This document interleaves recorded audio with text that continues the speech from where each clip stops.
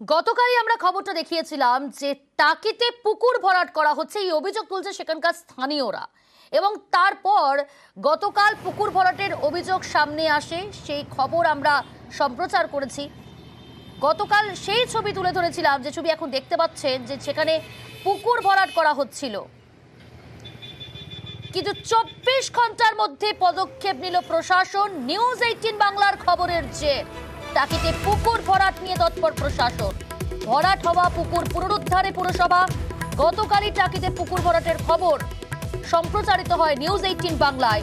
আর সেই খবর সম্প্রচারিত হবার পর নড়ে চড়ে বসল প্রশাসন। 24 ঘন্টার মধ্যেই পদক্ষেপ নিল প্রশাসন। কাউন্সিলরের উপস্থিতিতেই পুকুর পুনরুদ্ধার। আমাদের সঙ্গে রয়েছে আমাদের প্রতিনিধি অনুপম। গতকালই আমরা এই খবর প্রথম সম্প্রচার করি যে টাকিতে পুকুর ভরাট করা হচ্ছিল, এবং আজ 24 ঘন্টার মধ্যেই দেখছি তৎপর প্রশাসন।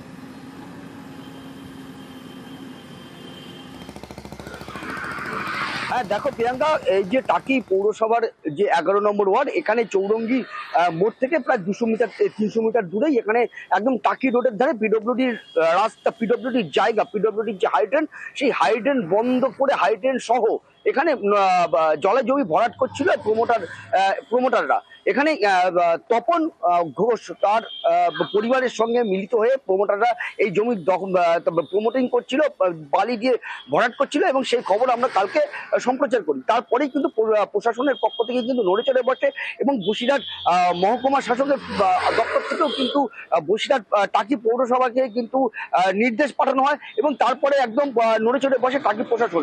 এবং সেখানে গতকালই প্রথমে কাজ বন্ধ করে দেওয়া হয়, এবং আজ সকাল থেকে কিন্তু সেই যে পিডব্লিউডির যে হাইড্রেন, সেই হাইড্রেন সহ সেই যে জলাজমি, সেই জলাজমি কিন্তু পুনরুদ্ধারের কাজে লেগেছে পৌরসভার। এবং পৌরসভার পক্ষ থেকে পৌরসভার যে কোর কমিটি, সেই কোর কমিটির প্রদ্যুৎ দাসের নেতৃত্বে প্রায় 5 জনের পৌর কমিটি, তারা কিন্তু সেখানে গিয়ে জেসিবি দিয়ে কিন্তু সকাল থেকেই কিন্তু সেই যে জলাজমি, সেই জলাজমি কিন্তু উদ্ধারের কাজে লেগেছে।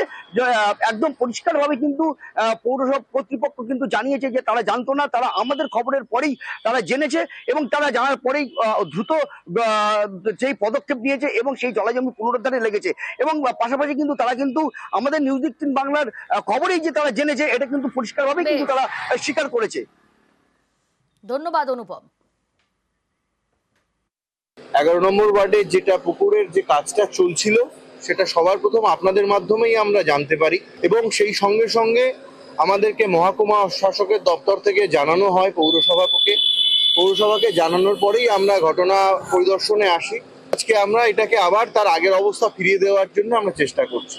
মানুষ এগিয়ে আসতে হবে, অভিযোগ করতে হবে, আমরা তো সবসময় বিরোধিতা করতে চাই। জল সরার জায়গাগুলো বন্ধ করা যাবে না। এরপরেও যদি কেউ জলাশয় জায়গাগুলো ভরাট করতে আসে, আমরা এইভাবেই আমরা বন্ধ করব। নিউজ চ্যানেলের মাধ্যমে আমরা জানতে পেরেছি।